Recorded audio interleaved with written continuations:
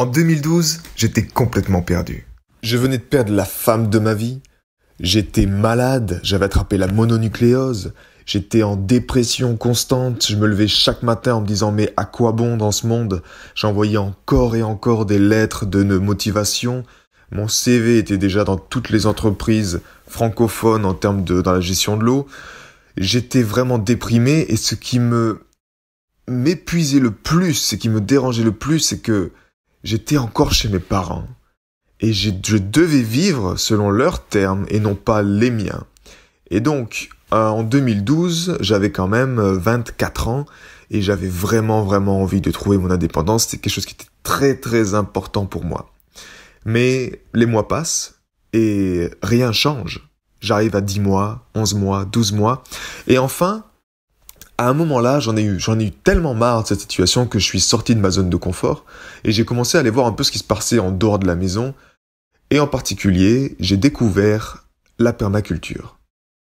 La permaculture, ça vient de la contraction des deux mots agriculture permanente. Et le mot-clé, en fait, dans cette pratique, c'est la résilience. Et la résilience, si on regarde un peu la définition, c'est la capacité d'une personne ou d'un environnement à absorber une perturbation, à se réorganiser et à continuer de fonctionner de la même manière qu'avant. Donc le but en fait de la permaculture, si on l'applique à l'agriculture, c'est vraiment de créer un jardin qui soit résilient. C'est-à-dire un jardin où chaque chose que l'on va planter, il va y avoir une raison d'être et ils vont s'entraider. Il va y avoir une interdépendance entre chaque chose qui est mise pour arriver à la destination ultime qui est de ne plus faire grand-chose quelque part et de laisser le jardin, de laisser la nature fonctionner par elle-même et créer de l'abondance au quotidien. Je me souviens très bien ce qui m'avait attiré dans cette pratique, c'était la première règle de la permaculture. Et la première règle de la permaculture, c'était la première chose que vous devez faire, c'est trouver l'endroit, donc dans votre terrain, sur votre terrain si vous voulez créer un jardin de permaculture ici, c'est trouver l'endroit où vous allez placer votre hamac, parce que vous en allez avoir besoin pour observer. Et il faut minimum 1 année d'observation avant de commencer à se mettre au travail si on veut vraiment suivre la philosophie et les principes de la permaculture. Et de là, en fait, je suis parti donc en stage sur le plateau du Vercors pendant 2 semaines. Et là, il s'est passé quelque chose d'extraordinaire. Et je vais justement vous faire le lien avec ce concept que l'on a vu cette semaine, qui est que le cœur ne pense pas, il sait. Chaque matin durant ce stage, on se réveillait à 7 heures et la première chose qu'on faisait, on se retrouvait tous en cercle avec Bernard Alonso qui était donc l'animateur de ce stage en permaculture. Et on faisait ce qu'on appelait l'harmonisation. Et cette harmonisation, elle consistait en quoi? C'était simplement une méditation. On se mettait donc tous en cercle, on s'asseyait et puis on méditait avec une certaine visualisation qui se passait. L'important ici, c'est qu'effectivement, notre attention, elle était dans le cœur. On était vraiment constamment, notre focalisation était d'une part sur la respiration, donc on ralentissait le rythme de notre respiration, et puis on respirait dans notre cœur pleinement. Et l'intention également était placée vraiment à ce point-là, car pour vous dire brièvement qu'est-ce qu'on faisait dans cette méditation, la première chose, il y avait également 3 rythmes en fait.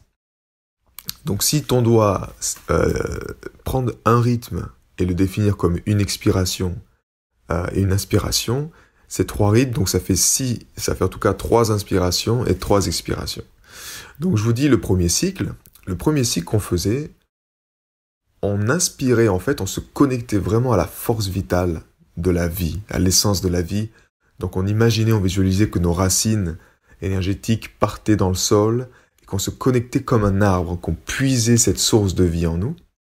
Et à l'expiration, en fait, on visualisait par notre nez quelque chose qui partait comme ça dans l'espace, telle une substance informe, qui remplissait tel de l'eau, en fait, tel un contenant, qui remplissait l'espace.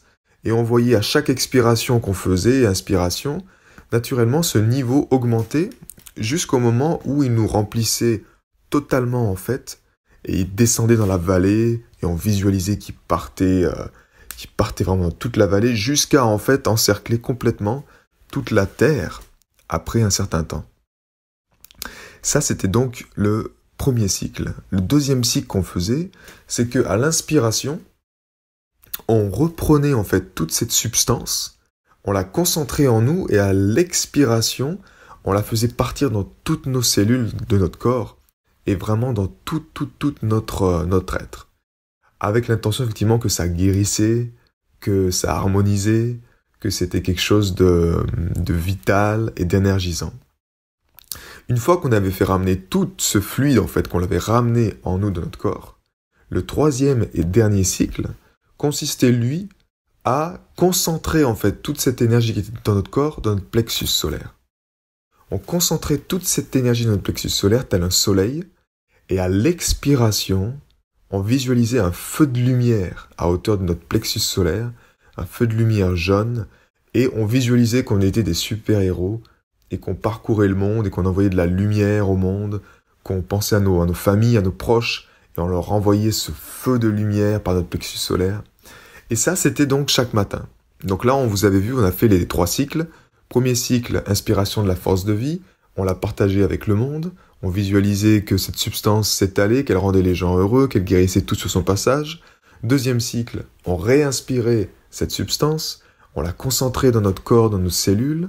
Et troisième cycle, on concentrait cette substance précisément dans notre cœur, dans notre chakra du cœur, et après on libérait un feu de lumière par le biais de notre plexus solaire.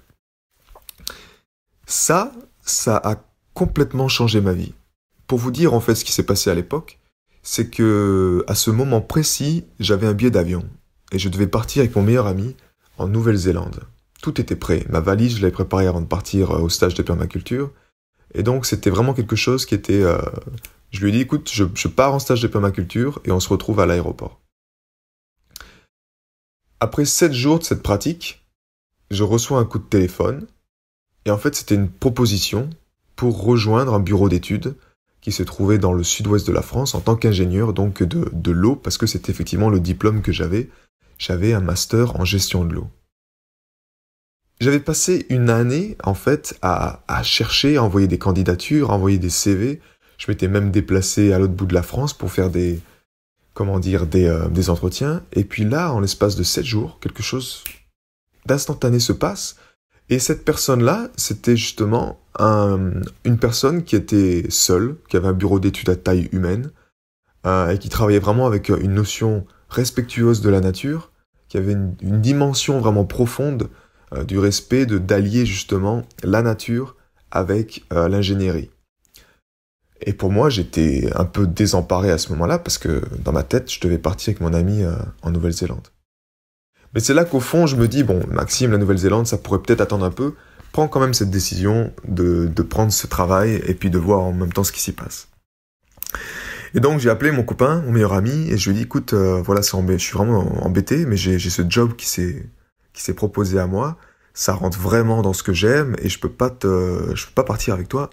Et donc, il était un peu triste à l'époque. Il me dit, mais attends, tu rigoles, on a tout prêt, c'est parti, on est là, on est à l'aéroport bientôt, d'ici même pas 2 semaines, t'as pris ton billet d'avion, tu vas pas tout lâcher maintenant. Et je lui ai dit, écoute, la Nouvelle-Zélande peut attendre, mais ce job, pour moi, il est là et c'est important que je le prenne parce que, au fond de moi, j'avais vraiment un désir d'indépendance. Je voulais vraiment avoir mon indépendance financière. Et naturellement, après les études, c'était vraiment cette focalisation que je voulais prendre. Donc j'ai pris cet emploi et mon ami m'a dit, tu sais quoi, c'est pas grave, moi je pars quand même. Je pars quand même en Nouvelle-Zélande et je vais faire du woofing comme on avait prévu de faire et je vais parcourir les terres extraordinaires de ce pays. À l'heure où je vous parle actuellement, cet ami est installé en Nouvelle-Zélande, il a trouvé une compagne et il a même un petit garçon qui s'appelle Marcel et il vit là-bas en fait, dans la vallée de l'abondance. De mon côté, il s'est passé encore beaucoup de choses, mais effectivement, cette transformation, elle a été révélatrice et j'ai vécu des choses extraordinaires dans le sud-ouest de la France. Des choses qui m'ont rappelé à chaque instant que j'avais ma place. Et si vous réfléchissez bien dans ce qui se passait dans cette méditation, c'est qu'en fait, on retrouvait notre place. On se reconnectait et la notion de séparation, vous savez, peut-être quand vous envoyez une candidature, 1, 2, 3, ou quand vous essayez de vous mettre à votre compte et puis vous n'arrivez pas à avoir des clients, ça vous fait une séparation, comme si en fait vous n'avez pas votre place dans ce monde. Et ce sentiment de solitude et d'isolation parfois peut être très douloureux. Et juste le fait de cette méditation-là m'avait permis de me reconnecter à cette essence, de me dire qu'en fait j'ai ma place. Et je suis rentré chez moi avec tellement d'amour que j'ai envoyé ça à mes parents, à ma sœur, et ma famille me disait « Mais qu'est-ce qui s'est passé? Je te reconnais plus ». Et je n'avais plus aucune attente de ce qu'ils allaient penser, de mon attitude, de comment j'étais. J'envoyais cet amour, je la donnais à tous les êtres que je rencontrais sur mon chemin. Le cœur ne pense pas, il sait. Je vous rappelle les 3 étapes. Vous placez votre intention dans votre cœur, vous respirez profondément par ce point, vous vous connectez à un sentiment de gratitude, numéro 2, et ensuite, naturellement, première étape, vous vous connectez à votre cœur. Deuxième étape, vous ralentissez votre respiration, ce qui va se faire naturellement, vous allez voir avec le temps. Troisième étape, vous vous connectez à un sentiment de gratitude et de sentiment vraiment de reconnaissance pour ce qui est déjà là. Votre mission aujourd'hui, c'est vraiment ça, c'est de pratiquer cela. Vous pouvez également pratiquer cette piste que je vous ai donnée vis-à-vis de la méditation. Si ça vous aide à faire une méditation les matins, parfois on ne sait pas comment le faire. C'est une pratique qui est très efficace. Mais simplement le fait de le faire va vous reconnecter justement avec le plus important, c'est de trouver votre place.